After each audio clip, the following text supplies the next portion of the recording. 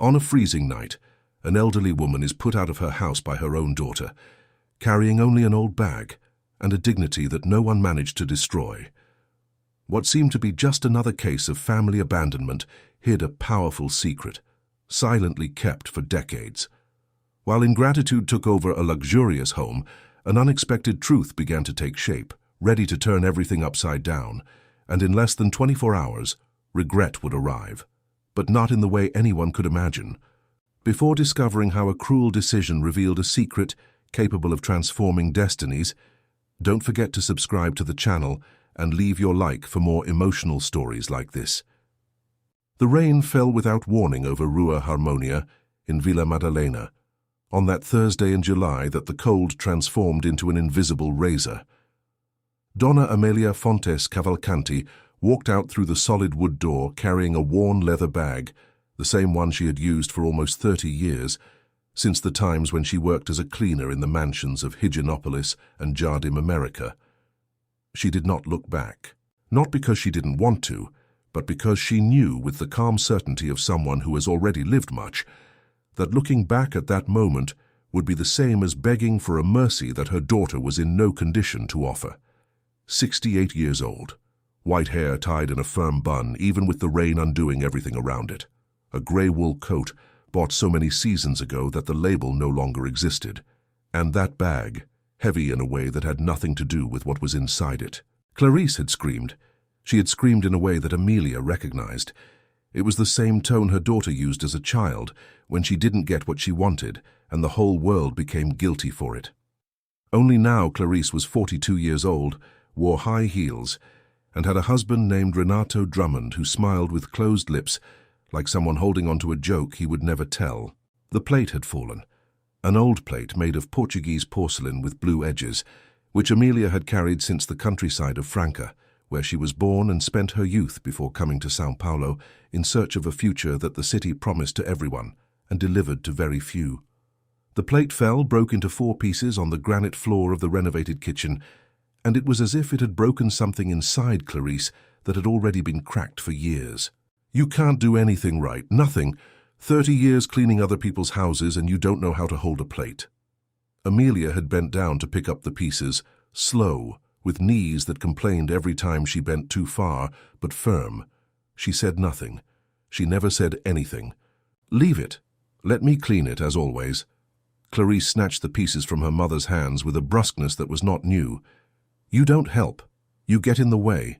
You sit here all day, you use electricity, you use water, you use food, and when you decide to do something, it's to break what is mine. Renato was leaning against the doorframe, arms crossed, watching with that joyless smile. He never interfered directly. He preferred to let Clarice speak and then, when they were alone, reinforce every word as if it were his idea. Amelia knew this game. She had known it for 7 years, since her son-in-law entered her daughter's life and installed himself little by little like dampness inside a wall. Maybe it's better for you to think of another place to stay, Renato said with that voice of someone being reasonable. This level of constant stress isn't fair to Clarice. Amelia stood up. She looked at her son-in-law, then at her daughter.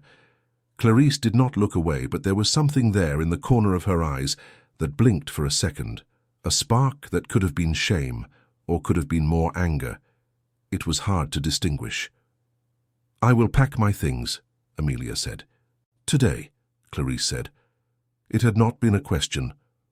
Amelia went to the back room, the same one where Clarice had stored old decoration boxes she never used, and where she had set up her space with the minimum.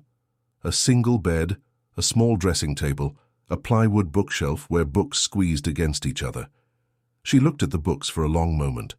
There were many she would not be able to carry. She chose 3. Then she put in her bag the black-covered diary, the documents she kept in a brown envelope, and the leather case where there was a pen drive and a password notebook, handwritten in a script that only she could decipher. 20 minutes. That was all it took to fit a lifetime of choices inside the bag. When she passed through the living room, Clarice was sitting on the sofa pretending to check her phone. Renato had disappeared, probably to the office upstairs. Amelia stopped for a moment. There were so many things she could say. There was an entire conversation dammed up inside her, a conversation that began decades ago and had never found the right door to get out. But Amelia Fontes Cavalcanti had learned earlier than she should have that some doors open from the inside, or they never open at all. She left. The rain was cold, that São Paulo cold of July that is not the dramatic cold of the mountains, but the sneaky cold that soaks everything without asking permission. Amelia walked down Rua Harmonia slowly, without haste, because rushing to where she was going would make no difference. She reached Praça Japão and sat on a bench under a tree that offered little protection, but it was better than nothing. She opened her bag, not to look for anything, just to feel the weight of what was inside. The diary was at the bottom, wrapped in a moss-colored waterproof cloth. She touched it with her fingertips without taking it out. There were things written in that diary that her daughter never read, that no one had read, truly. Words that Amelia had transformed into other words, and those into others, until they became stories that went out into the world with a name that was not hers. A car passed quickly on the street, splashing water from the gutter. Amelia did not dodge in time. The hem of her coat got wet. She looked at the damp sidewalk, at the yellow reflection of the broken lamppost in the puddle, and thought it was curious how life sometimes chooses the most humiliating scene possible to place you exactly where you need to be. She was not lost. She was not desperate. There was a place she could go. There was always a place when one has spent decades building exits with discretion and patience. What she felt, sitting on that soaked bench in Vila Madalena, was something more complex than sadness. It was the feeling that a cycle had been completed, that everything that had been planted in silence, throughout years of work and sacrifice and love that no one asked for, and that she gave anyway, was about to reach the harvest. And that the harvest, like every true harvest, does not belong to the one who stayed waiting with outstretched hands. It belongs to the one who planted. Amelia closed the bag, adjusted her coat, and looked at the heavy sky of São Paulo, that orange and grey layer that the city projects even in the middle of the night. She took a deep breath. She took her cell phone out of her pocket, a simple model with no visible brand, and dialed a number that was not in her contacts because she knew it by heart. She waited for 2 rings. "Donna Amelia," said the voice on the other side without surprise, as if he were waiting. "I already knew this night would come." "I knew it too," she replied, with a calm that was not indifference. It was something much older than that. "You can send the car, Seu Augusto. I am at Praça Japão." She hung up. She put the phone away, and she waited with the bag on her lap and her eyes open to the rain like someone who is not afraid of what is coming, because she already knows, with absolute precision, what is coming. Augusto Meireles Vidal's apartment was on the 12th floor of a discreet building on Rua Pamplona, in Jardins, one of those buildings with a beige facade that intentionally does not draw attention. Augusto was 73 years old, a retired lawyer with an office that still operated in his name on Avenida Paulista, and he had been for 22 years the only human being in the world who truly knew who Amelia Fontes Cavalcanti was. Not the Amelia that her daughter knew, not the Amelia of calloused hands and a work apron, the other one. He was at the elevator door when she arrived, with a large towel in his hands and a cup of tea already prepared on the tray on the hallway sideboard. Augusto was a man of precise habits. He had learned early on that predictability was a form of respect, and he respected Amelia with a devotion that had never needed explanation. "Come in," he said simply. She entered. She left the bag leaning against the hall wall, accepted the towel, dried her face and hair with the calm of someone who is in no hurry to explain herself. The apartment smelled of coffee and paper. Augusto still printed documents. He thought certain things needed to exist in the physical world to be real. "Renato gave the final push," she said, sitting in the beige linen armchair that had always been hers in the many years she had spent there, in that room, reviewing contracts and making decisions that the world judged impossible for a woman of her condition. "I knew it would be him," Augusto said, sitting on the sofa opposite her. "Ever since he entered that house, Amelia. I always knew." "I did too." She held the teacup with both hands. "But Clarice needed to find out on her own. It's not possible to protect a person from all the choices they make. It's only possible to prepare for what comes after." Augusto was quiet for a moment. There was a folder on the coffee table, thick, with colored markers sticking out of the sides. He pushed it gently toward her. "Everything is ready," he said. "Since March, I had already updated the documents as you requested. The court officer can be called whenever you want. The repossession order is signed by the judge of the 4th Civil Court." Amelia opened the folder. She scanned the documents with that quick reading that disconcerted the people who underestimated her. She read with a speed that had nothing to do with ostentation, just the habit of decades reviewing evidence, clauses, and contracts before anyone else could notice what was being reviewed. "And the company?" she asked. "Semente Viva Administradora has held the title to the property for 4 years. Everything is legalized. Clarice signed the documents thinking she was providing a security deposit. It was never that, but she never read what she signed." Amelia closed the folder. There was a sadness in that gesture, not for what was to come, but for what had taken decades to arrive there. A sadness that was not anger, that was not a desire for punishment. It was the silent grief of someone who loved with all her strength and saw that love returned in pieces without care, like someone returning something they never wanted. "You know I don't want her to suffer," Amelia said. "I know. I want her to understand. There is a very big difference between the two things." Augusto nodded. He knew her well enough to know that this distinction was the core of everything. The difference between the woman Amelia was and the woman that circumstances could have easily made of her. She spent the night there. Augusto gave her the guest room, which was in the back hallway and had a window facing the building's internal courtyard, with no view of the street. Amelia preferred to sleep like that, without windows to the movement, without external stimuli to distract what she needed to organize inside her head. Before sleeping, she opened the diary. It was not a diary in the conventional sense. It had no dates, no sentimental entries about daily life. It was a work notebook, pages and pages of notes, character sketches, crossed out and rewritten dialogues, chapter structures scribbled in pencil and then overwritten in pen. There were yellow and pink post-its stuck in the margins, with references to research and conversations she had had with real people over the years, transformed into fiction with the artisanal care of someone who respects the border between life and art. Amelia Fontes Cavalcanti had published her first novel at 46 under the pseudonym Vera Luz, a story about a washerwoman from the interior of Maranhão who discovered a land fraud and used the knowledge she had accumulated in years of observant silence to dismantle it from within. The book had sold 32,000 copies in the first year. The second, released 3 years later, was nominated for the Jabuti Prize. The fifth novel, published when she was 61, reached bestseller lists in Portugal and Brazil simultaneously. No one who knew her knew this.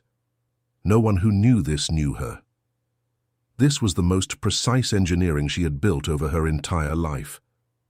She closed the diary, turned off the light, stared at the ceiling of Augusto Meireles Vidal's guest room in Jardins, while the rain continued outside, insistent as a question without an answer.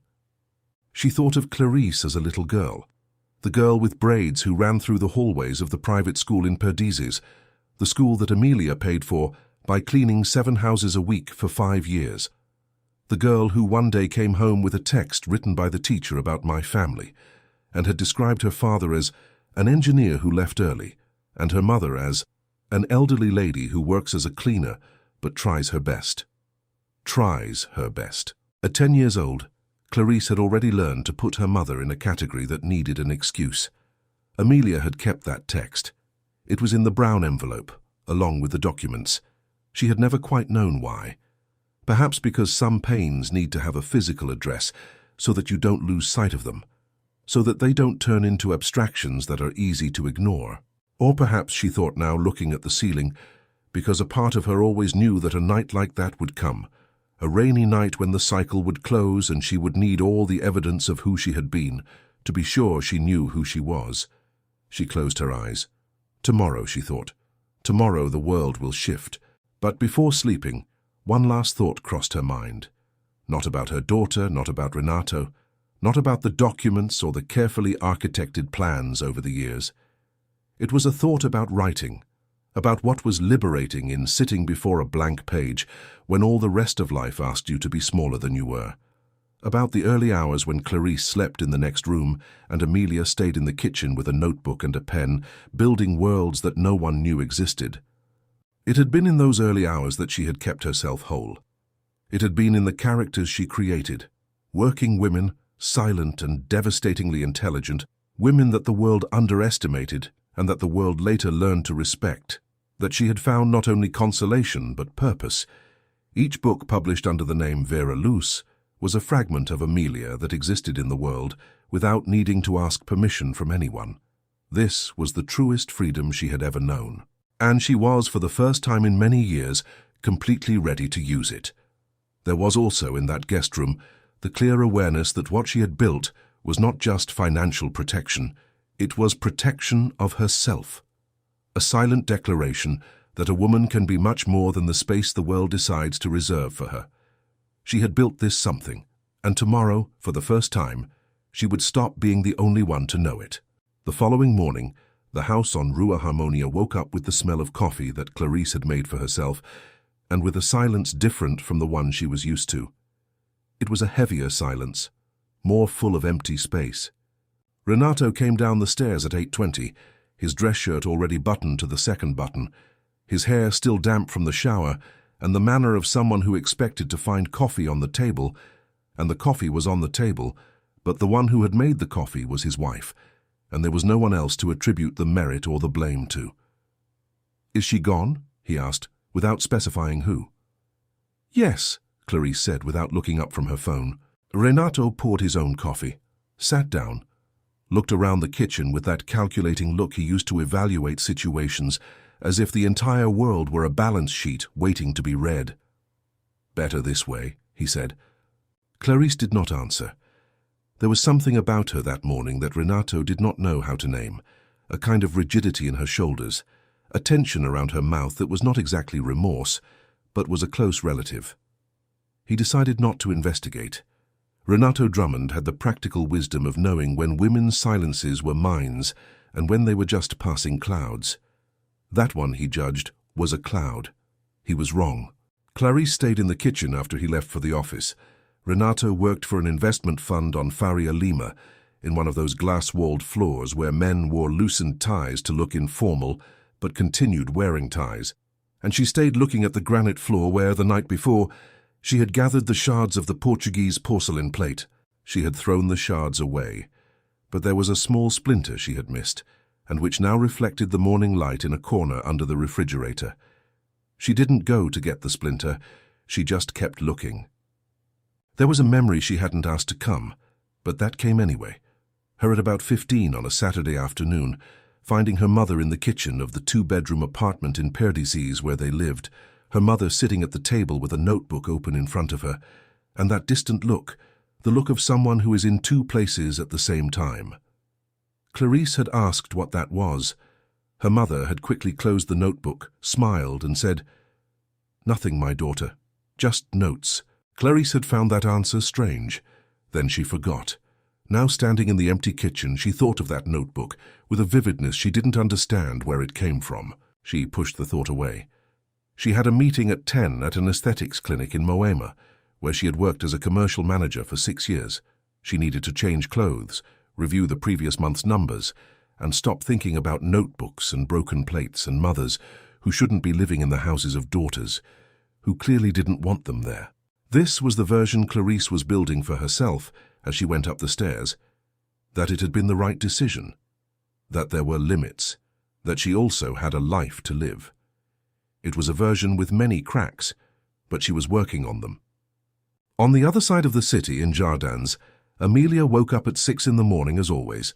She did the mobility exercises that the orthopedist had prescribed 2 years earlier, drank the ginger tea that Augusto had left in the thermos on the counter, and opened the laptop she kept in her bag, a small light model with a black cover worn at the edges. There was an email from Patricia Fortes, her editor at Editora Mandacaru in São Paulo. Patricia did not know who Vera Luz was. No one at the publishing house knew. Communication had always been through an email address created specifically for this, The originals sent through an encrypted system that Augusto had set up years ago with the help of an IT guy who worked at a co-working space in Pinheiros. The contracts were signed by a power of attorney that Augusto managed in the name of a micro-company registered under a fictional surname.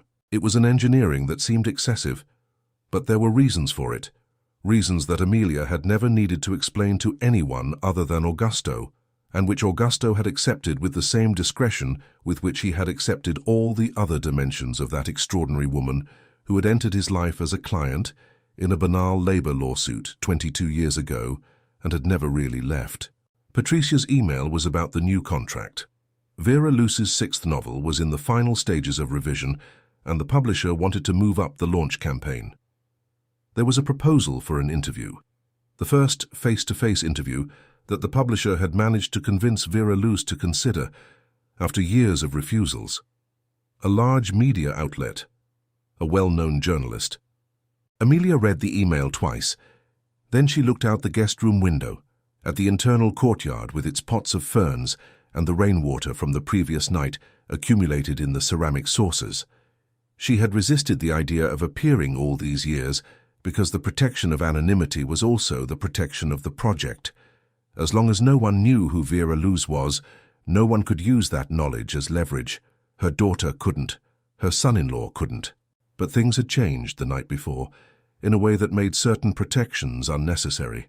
She typed the reply to Patricia, with that calm that was the hallmark of everything she did. She was willing to talk about the interview. Let them schedule a meeting for the following week. Then she closed the laptop and went to the living room, where Augusto was drinking coffee, reading a printed newspaper with his glasses on his nose. "You're smiling," he said, without looking up from the paper. "I'm thinking," she said, "about the same thing." He turned the page. "When are you going to tell me the rest of the plan, Amelia? I've been your lawyer for over 20 years. You still give me information in pieces." She sat at the table, poured coffee. "Because if I tell you everything at once, you'll try to convince me that some part is imprudent." "And is some part imprudent?" She thought for a second. "No, but you don't know that yet." Augusto folded the newspaper, looked at her over his glasses with that look that mixed exasperation and admiration in a proportion he had never quite managed to adjust. "The court officer is going to Rua Harmonia tomorrow morning," he said. "At 8 sharp." "Great," Amelia said. "Then we have the whole day to prepare what comes after." And she drank her coffee without further words, while the July morning advanced over Jardins with that cold, clear light that São Paulo offers on winter days when the sky finally decides to be generous. Augusto watched her for a long moment before opening the newspaper again. There was a quality in that woman sitting at his table that he had tried to define for years and had never managed to encapsulate in a single word. It wasn't courage, exactly. It wasn't coldness. It was something that lay between the two, a kind of quiet conviction, like that of someone who has built the foundation with so much attention that they no longer fear the storms. There was something else she had thought that morning, while Augusto read the newspaper in silence beside her. She had thought about what it means to build something true in a life that the world insists on classifying as small. There was nothing small about waking up at 4:30 in the morning for years and years, working all day with the body and all night with the mind, guarding the difference between what is shown and what one is, with the care of someone who knows that this difference is sometimes the only protection available. There was nothing small about loving a daughter who didn't know how to receive love and continuing to love anyway, without asking for recognition, without demanding retribution, with the specific stubbornness of someone who understands that love is not a contract. It is a choice that is renewed every day, even when it hurts, especially when it hurts. The court officer was named Helio Brandão. He was 49 years old and had the manner of someone who had already knocked on many difficult doors and learned to do so without a tremor in his voice. He arrived at Rua Harmonia at 8:02, climbed the 3 steps of the entrance with the folder of documents under his arm, and rang the bell with the precision of someone fulfilling a function that has nothing personal about it. Clarice opened the door in a robe, hair tied up haphazardly, a cup of coffee in her hand. She had slept poorly. The different silence of the house had lasted all night, like a noise of another frequency that the ears cannot ignore no matter how much the brain commands. She had woken up twice during the early hours and stayed staring at the ceiling with that uncomfortable feeling of having forgotten something important without being able to identify what. Now, with the raw light of the July morning coming through the hallway window, she realized that that feeling had not gone away. It was there, installed, like a visitor who doesn't announce the time of arrival. "Good morning. I am looking for Mrs. Clarice Drummond." "That's me." He opened the folder, handed over the sealed envelope with movements trained not to leave room for ambiguity. "Summons for repossession. I recommend you contact a lawyer immediately." Clarice took the envelope without understanding yet. Her brain took a few seconds to process the words. "Repossession," she repeated, as if the sound of them could change what they meant. "The property in which you reside legally belongs to the company Semente Viva Administradora de Bens, which holds the title registered at the notary's office. The judicial decision grants a period of 48 hours for voluntary vacation." Helio closed the folder. "Good morning." He went down the steps and got into the car, and Clarice stayed on the threshold with the envelope in her hand and the coffee cooling in the cup, and the entire world seemed to have shifted angle in a way she couldn't measure. She called Renato. The words came out crooked, without order. There was a silence on the other end that lasted long enough for her to understand that it wasn't a silence of confusion, but of a man making calculations quickly. "I'm coming now," he said. She sat at the kitchen table with the envelope in front of her and took a few minutes to open it. Not out of hesitation, but because there was something in her that knew, with that animal intuition that precedes any reasoning, that opening that envelope was crossing a border of no return. The documents were organized with a disconcerting clarity. Certified copies of the property registry, original deed with date and signatures, a letter from the notary explaining irregularities in the private instrument of purchase and sale that Clarice had signed 4 years earlier, a document she had skimmed in the rush of the move, convinced she was just formalizing the entry of the property in the couple's name. And there, in simple letters, the name of the company, Semente Viva Administradora de Bens, represented legally by Augusto Meireles Vidal, lawyer. The same Augusto whose name she had seen, years ago, in a piece of mail her mother had left on the coffee table, and that Clarice had put away without reading, thinking it was bank stuff. She stared at that name for a long time. Augusto Meireles Vidal. She had researched the name once, years ago, moved by a distracted curiosity, and had found a law firm with an address in Jardins and a list of specialties that included real estate law and estate planning. She had thought her mother was organizing some pension, some bureaucratic benefit of the type that simple people sometimes need a lawyer to solve. She had closed the browser and forgotten. And then, slowly, like someone solving a math problem that doesn't close in any of the obvious combinations, she began to realize that there were variables she had never inserted into the equation. Renato arrived 40 minutes later. He read the documents quickly. He had a reading efficiency polished by years of due diligence in funds. But this time the speed did not produce clarity. He read, reread, turned the pages with a furrowed brow, and Clarice watched her husband's face changing in a way she had rarely seen, the confidence leaving, giving way to genuine bewilderment. "Who is this company?" he asked. "I don't know," Clarice said. And it was true. "But its lawyer's name is here." "Its lawyer." Clarice looked at her husband. There was something heavy in that moment, not dramatic, but heavy as real moments usually are, with all their banality of a cold cup and printed paper and morning light coming through the window. "My mother's," she said. Renato was quiet.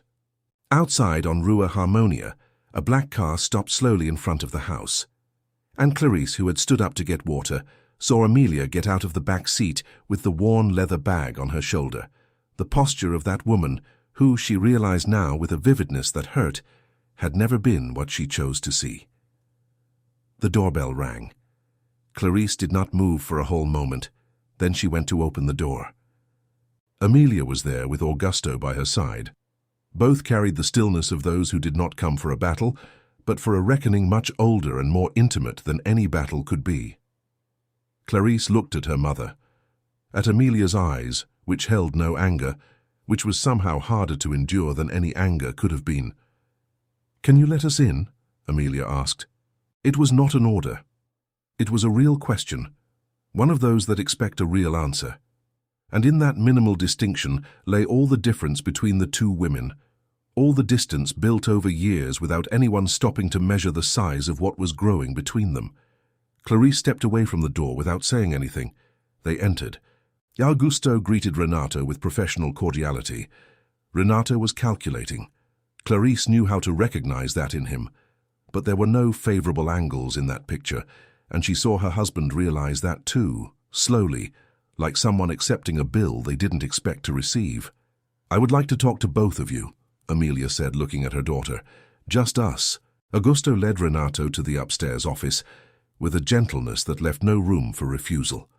And Clarice was left alone with Amelia in the living room for the first time in she didn't know how many months.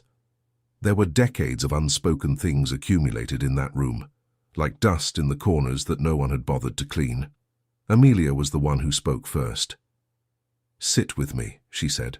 Simple, without drama, without the burden of someone who needs to prove they are right. And Clarice, who had spent the last 20 years learning not to yield, sat.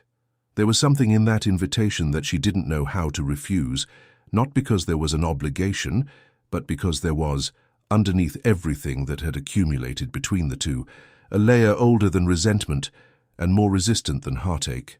A layer that Clarice had not visited for a long time, but that she recognized immediately when she felt its weight.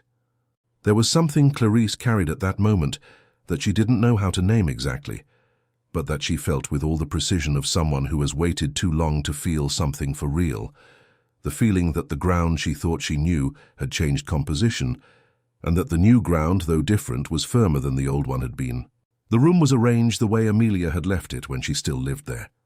The large cushions on the sofa, organized diagonally, the vase of white orchids on the sideboard, the Persian rug, slightly misaligned, because no one had noticed except her. Clarice had changed some things over the years, but not those. There were some arrangements of objects that install themselves in a house with such firmness that moving them seems like a disturbance of something older than personal taste. They sat on the sofa, not side by side, but at a distance that was still close, the kind of distance two people maintain when there is a lot between them, but neither wants to increase the space. Amelia placed the leather bag beside her feet. She kept her hands in her lap, open, like someone hiding nothing. "I didn't come to hit you," she said, "nor to humiliate you. I'm not good at that." Clarice stayed looking at the misaligned Persian rug. "I know, but there are things you need to know. Not for me, for you." There was a different quality to the silence of that moment, not the silence of two people who have nothing to say, but the silence of two people who have much to say and are choosing the order with care. "When you were 6 years old," Amelia began, "I worked in 5 houses a week, 3 in Higienopolis, 1 in Itaim, 1 in Brooklyn. I woke up at 4:30 in the morning to get to the first one at 6. I came back at 8 at night. You stayed with Donna Conceição from the floor below." "I remember Donna Conceição," Clarice said in a low voice. "She charged me little because she understood the situation. Good people existed, Clarice. They still exist. You just need to stop looking at them with suspicion because of where they came from." Amelia paused. "That year I saved enough money to pay the first tuition for the private school in Perdizes. I went to the principal's office to talk personally. I asked for a discount. I didn't get it, but I tried." Clarice said nothing. The following year, the school increased the tuition by 15%. I took on one more client, an elderly lady in Pinheiros who needed help with heavy cleaning twice a week. Hands that were made to write began carrying buckets of bleach because it was what needed to be done. "Hands that were made to write," Clarice repeated slowly. There was something in that phrase that didn't go down. Amelia looked at her own hands, the knuckles slightly thickened, the marks that work leaves on the skin with an honesty that no other language can imitate. "I wrote," she said, "since I was very young. In Franca, before coming to São Paulo, I wrote stories in a notebook I hid under the mattress because my mother thought it was nonsense. When I came here and started working, I continued writing. In the early hours when you were sleeping. In the kitchen with the light on low so as not to wake you. Clarisse lifted her eyes from the rug. There was a memory forming. The memory of the notebook quickly closed on a Saturday afternoon, her mother smiling with that smile that ended questions. "That notebook," she said. "One of many," Amelia said. "Over 40 years, Clarisse, I filled more than 60 notebooks. Stories, characters, dialogues, chapter structures, research.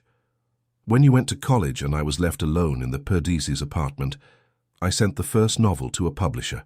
There was something in the rhythm of how Amelia told that, without urgency, without drama, that made the words heavier than any scream could have been. It was the manner of someone reporting facts, not fabricating a narrative." "They published it?" Clarisse asked, and there was in her voice a quality she herself didn't expect, not skepticism, but something closer to wonder. "With a pseudonym," Amelia said. "Vera Luz." Clarisse became completely still. Vera Luz. She knew that name. Everyone who read Brazilian fiction knew that name. The second novel had been nominated for the Jabuti. The fourth had become a podcast series. The fifth had been on the bestseller lists in Portugal for 2 years. Vera Luz was discussed in reading groups, recommended in literary profiles, cited in articles about contemporary female literature. It was a name that Clarisse had seen in a bookstore the previous week, in a pile of new releases, with a red spine on a featured table. "You are not," Clarisse said. It wasn't an accusation. It was the verbal reflex of a mind that was trying to reorganize the world. "I am," Amelia said, with a simplicity that had nothing of vanity.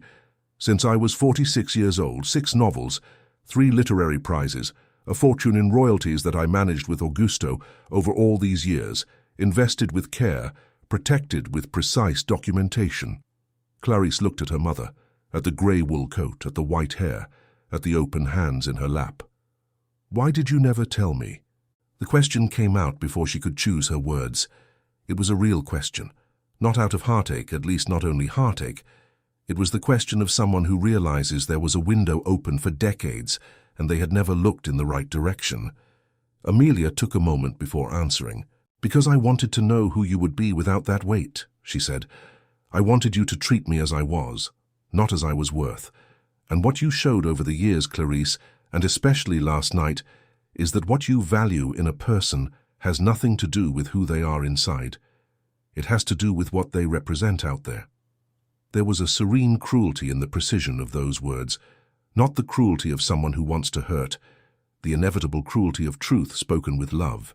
Clarisse felt something go down her throat that was not just embarrassment, it was something deeper, harder to name. It was recognition, that specific type of recognition that only happens when reality and the image you built of yourself collide head-on, and you realize with no escape which of the two will come out intact. "I was wrong," she said, in a low voice, without embellishment. Amelia nodded. "I know. I was very wrong. I know that too." There was silence. But it was a different silence from the previous ones. Not the silence of distance, but the silence of two people who reach the same point by opposite paths and are discovering that the point exists. "What is going to happen now?" Clarisse asked. Amelia took a deep breath. She looked around the room, the Persian rug, the white orchids, the winter light coming through the window. There was something in that look that was not nostalgia, but was a close relative of it, the silent recognition of a place she had inhabited in very different ways over time. She had cleaned that room. She had rearranged those furniture pieces. She had watered those orchids for months without anyone asking how she knew that white orchids need moderate water and filtered light, not direct. There were things she knew that no one had ever bothered to ask. "This," she said, "is what I came to tell you." And there was, in the tone of that sentence, calm, firm, without threat and without concession, the promise that what would come next would not be small. There was a detail Clarisse hadn't been able to stop thinking about since the name Vera Luz had come out of her mother's mouth. She had read a passage from one of the novels 2 years earlier, on a plane trip to a fair in Porto Alegre, when the person next to her had left the book open on the seat, and she had read 2 paragraphs over their shoulder, almost by accident, and found them beautiful in a way she didn't know how to name. She had thought of the author with vague curiosity, Who is this woman who writes like this? And forgotten. It was her own mother's prose. This discovery now pierced her with a precision that no other word besides destiny could describe, even though she wasn't the type to use that word easily.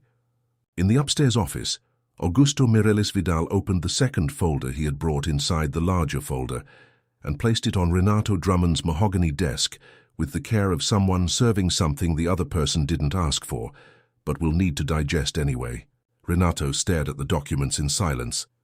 He was a man who knew how to read balance sheets and projections, who had learned to identify vulnerabilities in entire companies with the speed of someone sniffing out opportunity from a distance.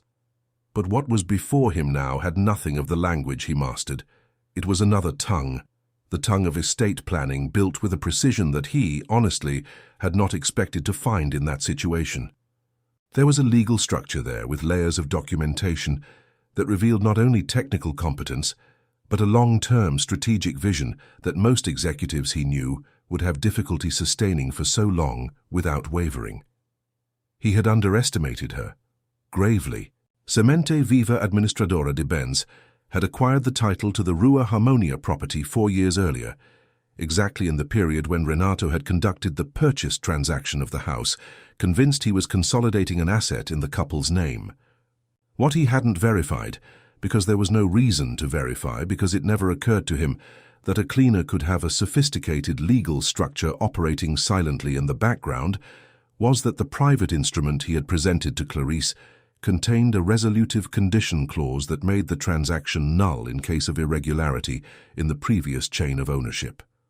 Augusto had identified the irregularity. The notary had confirmed it. The judge had signed it. This was planned, Renato finally said, without shock. Just the observation of someone recognizing a move they didn't see coming. With great care, Augusto confirmed, without false modesty. How long ago? The structure has existed for 16 years. The position in this specific property 4, but the planning that led to this position began much earlier than that. Renato was quiet. There was something in his face that Augusto observed with the discreet attention of someone who has already seen many men reach the point where calculation stops working and something else must take its place. Sometimes what takes its place is anger. Sometimes it's negotiation. Sometimes, rarely, it's something more like clarity. What does she want? Renato asked. That, Augusto said, is not a conversation that happens here. He was correct. The conversation that mattered was happening 1 floor below, in the room with the Persian rug and the white orchids, between 2 women who had decades of dammed-up matters waiting for the right moment. Renato left the office before Augusto finished gathering the documents. He went down the stairs with that controlled haste that is the only form of haste men like him admit to showing, and reached the living room exactly at the moment when Amelia was saying to her daughter, "I am not going to kick you out of this house." He stopped. Clarice looked at him.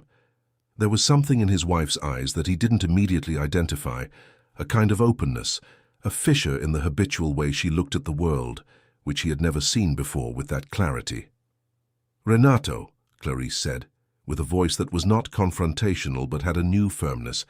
"My mother was speaking."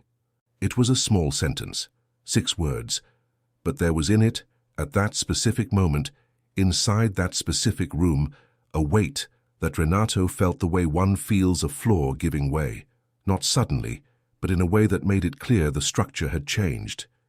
He entered the room, stood up. Amelia looked at her son-in-law with the same serenity with which she had looked at everything since she crossed that door, without anger, without triumph, without anything that could be used as fuel for a counter-argument. "I didn't come seeking revenge," she said to both of them. "I never wanted that. What I want is for this house to serve something true." "What does that mean?" Renato asked. "It means I have made a decision about the fate of this property, a decision I have been building for a long time, but that last night made definitive." Amelia opened her bag and took out a document. She didn't hand it to anyone. She just left it on the coffee table between them, like a card placed with care on a table in a game where the rules have changed. "I am transforming this property into the headquarters of a foundation. The Semente Viva Foundation, which will welcome women in vulnerable situations, who need a safe place and the opportunity to start over. Silence. You will have 30 days to find another place to live, not 24 hours like I had. 30 days, with a temporary allowance that covers the first month's rent in a region of your choice. She looked at Clarisse. Not because I am punishing you, because sometimes the only way a person discovers who they really are is by being placed before what they despised. Clarisse said nothing. There were tears she was holding back with a visible tension in the muscles around her eyes, and Amelia saw that, and she was not indifferent to it, but she also did not back down. Renato opened his mouth, closed it, looked at Augusto, who had come down and was leaning against the living room doorframe. Then he looked at his wife, then at his mother-in-law, and in that triangle of looks, something reorganized in a way that none of them had completely anticipated. "You had all this," Renato said, with a voice that had lost its calculating shine. It was a simpler voice, almost genuine. "You had all this and you lived here the way you lived." "I lived that way because it was true," Amelia said. "Money never changed who I am. It only gave me the freedom to be who I am without asking permission from anyone." She picked up her bag, stood up with that calm that was not indifference, but was absolutely unshakable. "I will be back in 30 days, she said, "and I hope to find the house ready to receive those who need it." She walked toward the door. Augusto stepped aside to let her pass, and when she reached the hallway, Clarisse stood up from the sofa, quickly, like someone acting before hesitation could win, and said, in a voice that barely left her throat, "Mother." Amelia stopped. She didn't turn around immediately. She stood still in the hallway for a second that seemed longer than it was. Then she turned. Clarisse was standing in the middle of the room, hands together in front of her body. With that expression Amelia recognized, the expression of a 42-year-old child who finally found the question she should have asked decades before. "Will you come back?" Clarisse asked. Amelia stared at her daughter for a long moment. "That," she said, "depends on what you do with what you just learned." And she left. The July sun entered through the side window of the room and drew a rectangle of light on the Persian rug. Clarisse stood in that rectangle for a time she couldn't measure, the kind of time that doesn't obey the clock, but the gravity of the things that just happened. Renato said nothing. For the first time in many years, he genuinely had nothing to say. Augusto collected his documents with his usual discretion and left a few minutes later, leaving only a card on the table with his direct number in case there were questions about the legal deadlines. The house became quiet with the two of them inside. It was a different silence from yesterday's. Yesterday, the silence had been that of Amelia's absence, heavy, accusing, full of empty space. Now it was the silence of two people who would need, at some point, to look at each other and decide what they do with what they just learned about themselves. It was the silence of a new beginning. The 30 days passed with the specific slowness of things that need to be lived in full, without shortcuts. There is a particular quality to this kind of time that cannot be rushed, because what it carries only settles calmly, like sediment that goes to the bottom when the water finally stops being agitated. Clarisse had entered those 30 days like someone entering a dark hallway, without knowing exactly what she would find on the other side, and she had realized slowly that the darkness was not an absence of light, but an absence of the kind of light she had learned to consider necessary. Clarisse lived them in a way she herself had not anticipated. She had imagined it would be a period of resentment, of internal resistance, perhaps of attempts to reverse what had been set in motion. She had imagined that Renato would find some legal angle, some loophole, some exit that would turn the situation into a dispute in which they could still win. Renato had tried. In the first few days, he had consulted 2 lawyers. Both had reached the same conclusion that he fundamentally already knew. The structure built by Augusto over more than 15 years was too solid to be undone by any hurried questioning. There was no loophole. There was only the deadline and the decision on what to do with it. It was during this period that something began to change between Clarisse and Renato, not in a dramatic way, not with big conversations or scenes of confrontation, in a slow way, like the process of developing an old photograph in the dark, where the details appear gradually and you only understand the whole when the image is completely formed. Clarisse had begun to reread, not emails or reports. She had gone to a bookstore at the end of the first week, One of those cold Saturdays in July when São Paulo looks like a European city, and she had bought the 6 novels by Vera Luz, all 6. She had arrived home with the bag, placed the books on the couple's bed, and stayed looking at the covers for a long time. The first cover showed a woman from behind walking down a dirt road. The second, a window with an internal light. The third, hands holding a fabric. All the covers had the quality of images that look back at those who look at them. She had opened the first novel with the caution of someone entering a place they aren't sure they have permission to enter. On the third page, there was a dedication that she had read 3 times before understanding completely. It said simply, "For those who will yet understand." Clarice had closed the book, sat on the edge of the bed for a while. Then she had opened it again and read without stopping until 2 in the morning. Vera Luz's prose had a quality she couldn't quite name, but that she recognized. The quality of a voice that never apologizes for taking up space. The characters were women the world systematically underestimated, and who responded to this underestimation not with spectacular revolt, but with a quiet and devastating intelligence that revealed its dimensions over the pages with the patience of one who knows that time is their ally. It was her mother. It was completely undoubtedly her mother, not the mother she had built in memory, but the real whole mother, with all her depth that Clarice had spent decades choosing not to see. She read the 6 novels in 3 weeks. On the 22nd day, she called Amelia. The call lasted 47 minutes. There was no way to summarize what was said in those 47 minutes. There were small things and enormous things. There were silences that were worth whole sentences. There was a moment when Clarice said only her mother's name, and the name stayed suspended on the line for a few seconds before any other word came. In the end, neither of them had promised anything definitive, but there was something that had shifted between them, irreversibly, like a stone that rolls from the place where it stayed static for a long time and never returns to the same position. Renato had overheard part of the call by accident. Clarice was on the balcony, and he had opened the glass door looking for his coat, and he had gone back inside with an expression Clarice recognized as something rare in him, genuine doubt. Not the strategic doubt of someone evaluating risks, the doubt of someone who is reconsidering premises. They had found an apartment in Moema, 2 bedrooms, 10th floor, view of the park, smaller than the house on Rua Harmonia, but with a different quality, the quality of what is chosen instead of what is inherited by convenience. Renato had signed the contract without complaining. He had even disassembled the furniture that was his, with an efficiency that had something of silent respect for the process. Clarice had left the white orchids, not out of forgetfulness. She had stopped at the door on the morning of the move with the vase in her hands, and then she had gone back and placed the vase back on the sideboard. The orchids belonged to that house. They had always belonged to that house. On the 29th day, a team from the Semente Viva Foundation arrived at Rua Harmonia to begin the necessary adaptations for the property's new function.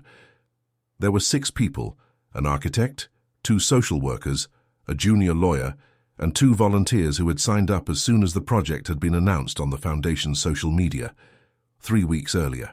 The announcement had generated a repercussion that no one, not even Augusto, who was cautious by nature, had completely foreseen. Partly because the Semente Viva Foundation had a name that already existed in the literary universe associated with Vera Luz's novels, partly because in the same week as the announcement, a journalist from the country's most read magazine had published an interview with the writer, the first face-to-face interview with Vera Luz in a 22-year career. The photo accompanying the interview showed Amelia Fontes Cavalcanti sitting in a beige linen armchair, with her worn leather bag beside her feet and her white hair tied in a bun.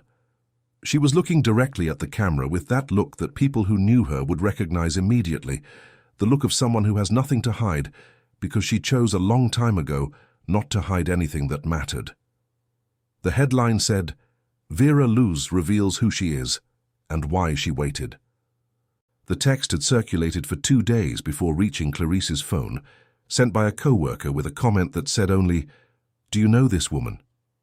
Clarice had stayed looking at the photo on her phone for a long moment. Then she had replied, "It's my mother."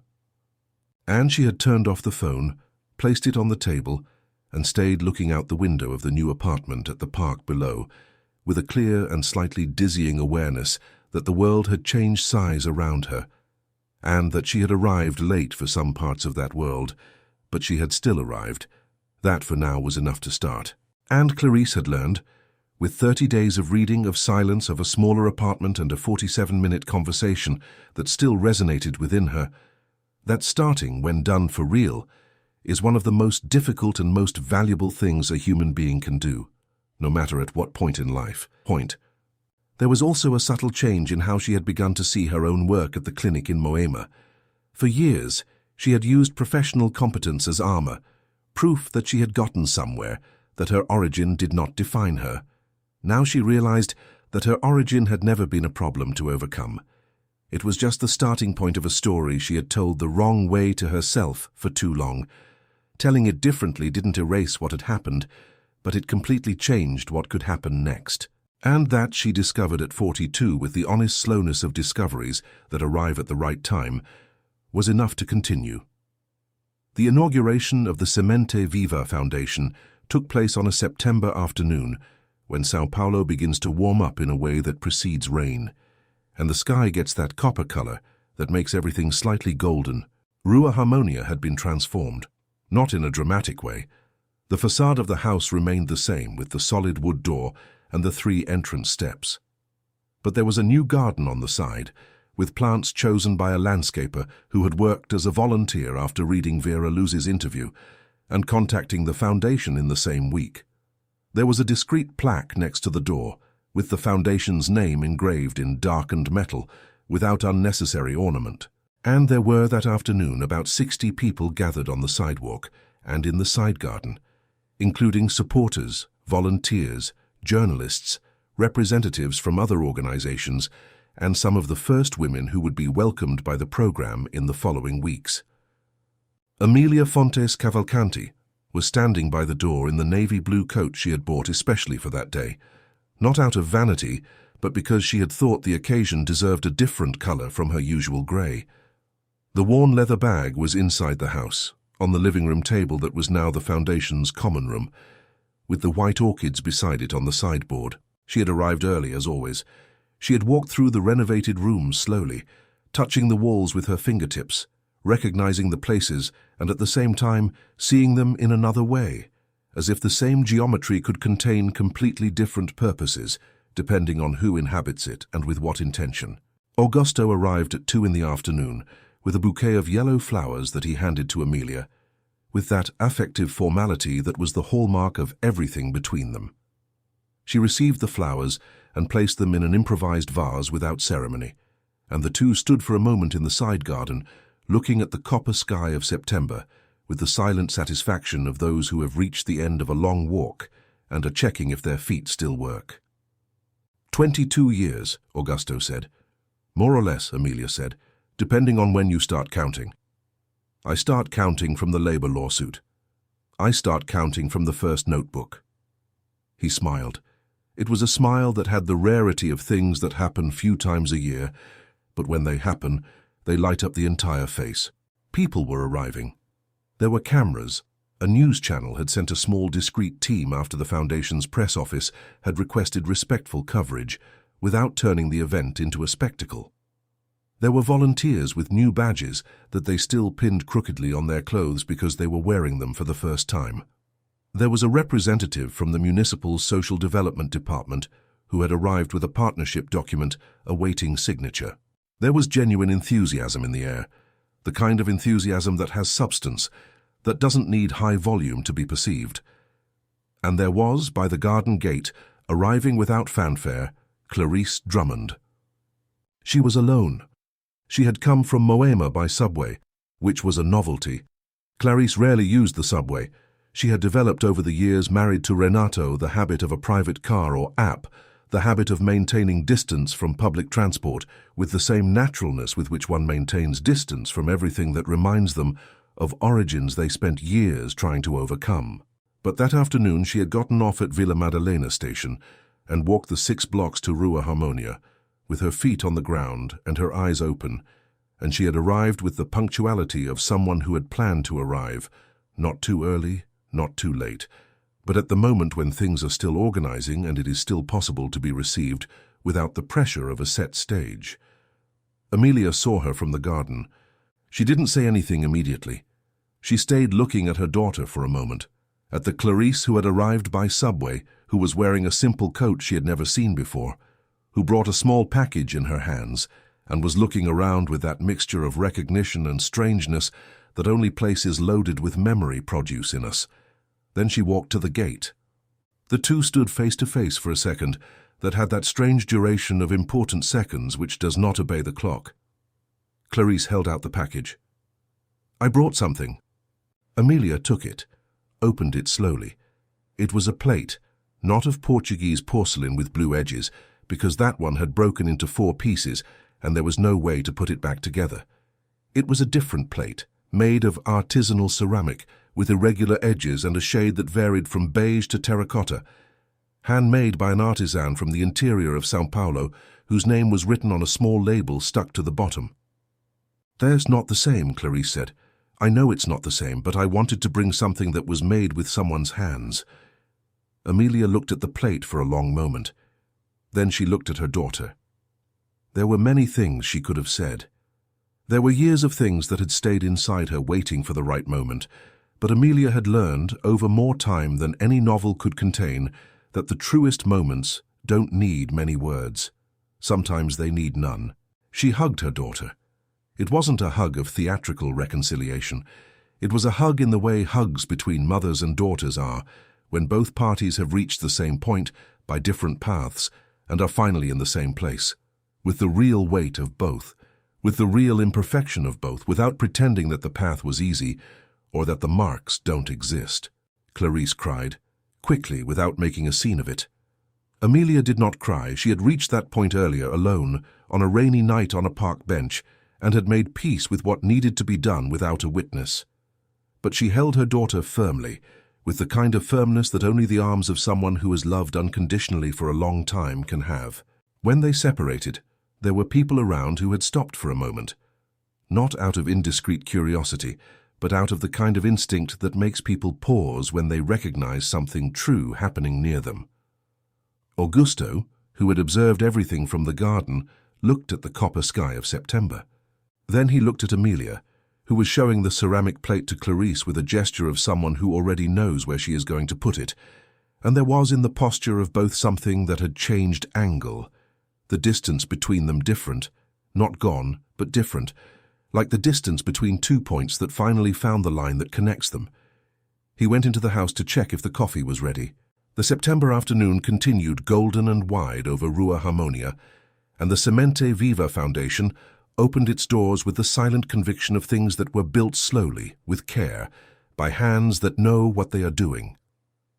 The September afternoon continued golden over Rua Harmonia, and there was in all of that, in Augusto's yellow flowers in an improvised vase, in the ceramic plate on the sideboard, in the white orchids that had survived the change of purpose of that house, the silent quality of things that were built to last, by hands that understood from the beginning that what is worth building is never for oneself. 6 months later, Vera Luce's 6th novel reached bookstores with an initial print run of 40,000 copies, the largest of the author's career. The cover showed a park bench wet by rain, with a reflection of lamplight in the puddle beside it. Those who knew the story behind the pseudonym recognized the image immediately. Those who didn't simply thought it was beautiful, in the way true images are always beautiful even without context. The book's dedication said, "For those who learned, even if late. There is always time." Amelia had written the novel partly during the month she spent in Augusto's apartment, before settling into a small flat in Pinheiros that she had chosen on her own, with a view of the treetops on the street and a work table that sat by the window. She had also written in the late afternoons when she stayed at the Semente Viva Foundation, sometimes at one of the tables in the common room, sometimes in the side garden, with her usual notebook and the pen she preferred, a common pen with black ink, which she bought in boxes of 12 at a stationery store on Consolação. The women welcomed by the foundation had learned quickly that the white-haired lady who sometimes appeared with a notebook and stayed writing in silence was not taking notes about them. She was inventing worlds. And some of them, over time, had begun to do the same. There was a writing group that met on Wednesdays, facilitated by a volunteer teacher, and which had started with 4 participants and in 6 months had 18. Clarice had appeared at the foundation for the first time 3 weeks after the inauguration. She had arrived on a Saturday morning with an orange cake she had made herself, the first time she had cooked anything since she didn't know when, and had asked, with a humility that was new to her and that she was learning to use without discomfort, if there was anything she could help with. There was. She had started as a volunteer on Thursday afternoons. Then she had proposed a professional orientation project for women in the phase of re-entering the labor market, using the experience she had accumulated in the 6 years as a commercial manager in Moema. The proposal had been accepted. The project had started small and was growing with the silent consistency of things that are done with genuine care. Renato had moved away from contact with Clarice's family gradually, without explosive ruptures. The separation had come 5 months after the move to Moema, with the inevitable serenity of things that had already come undone inside before coming undone outside. Clarice had stayed in the apartment. She had cried as much as necessary, and she had continued. Amelia and her daughter met on Fridays for lunch at a neighborhood steakhouse in Pinheiros, where the 2 daily specials were written on a blackboard with chalk, and where no one recognized Vera Luz, because Vera Luz, when she was there, was just Amelia, the lady who always ordered rice and beans and didn't touch dessert but always accepted a slice of the pudding if the other person ordered first. In those lunches they talked about everything and nothing, like 2 people who are rediscovering each other's language after a long period in which each had spoken only to herself. There were topics that were still difficult. There were memories that they came close to, and then diverted from, not out of cowardice, but because some things need more time before they can be touched with bare hands. But there was also laughter. This was new. The laughter shared between the 2 without reservation, without that layer of defensive care that had been for so long the only mode of interaction they could maintain without hurting each other. Augusto had completely retired from the practice of law the previous month, transferring the office to a younger partner he had trained over 10 years. He spent his mornings reading and his afternoons at the Semente Viva Foundation, where he had become a volunteer legal advisor, not because he needed the occupation, but because he had discovered at 73 that the things we do because we want to have a completely different quality from those we do because we must. On the afternoon the book arrived at the bookstores, Amelia went to one of them in Pinheiros and stood for a few minutes looking at the pile of copies on the new releases table. It was an experience she had never had before. Seeing her books for sale, knowing that whoever wanted to know the author now could, there was something slightly dizzying about it. Not scary, but dizzying, like standing on the edge of something very high when you always knew that edge existed, but had never gotten close enough to feel the wind. A young woman stopped beside her, picked up a copy, read the back cover. Then she looked at Amelia with a look of recognition that was still new, still arrived with an element of surprise for both parties. "It's you, isn't it?" the girl asked, with a voice that was at once shy and wondering. Amelia looked at her, at the book in the girl's hand, at the park bench on the cover. "It's me," she said, with the same simplicity as always, without vanity, without distance, with the serene honesty of someone who finally no longer needs to be anything other than what she is. The artisanal ceramic plate stayed in the common room of the Semente Viva Foundation, on the sideboard next to the white orchids. The women who passed by there sometimes stopped to look at it without knowing exactly why. There was in that object, imperfect, irregular, handmade, a quality that objects that are too beautiful rarely have, the quality of something that was chosen with love, not inherited with indifference. This difference, so small to see and so great to feel, was exactly the kind of thing Amelia had spent her whole life writing. And living in silence, while the world looked at her and saw only a cleaner carrying a bucket. Dear listeners, the story of Amelia and Clarice is about what happens when ingratitude meets the silent weight of a whole life lived with dignity. It is about what writing can store that no vault can. And it is above all about the courage to start over, both for those who left and for those who stayed behind and had to learn alone what they had wasted. If this story touched something in you, leave a like now. This simple gesture helps the Vera Luz in each of us to continue reaching more people. Subscribe to the channel so you don't miss any of the next stories.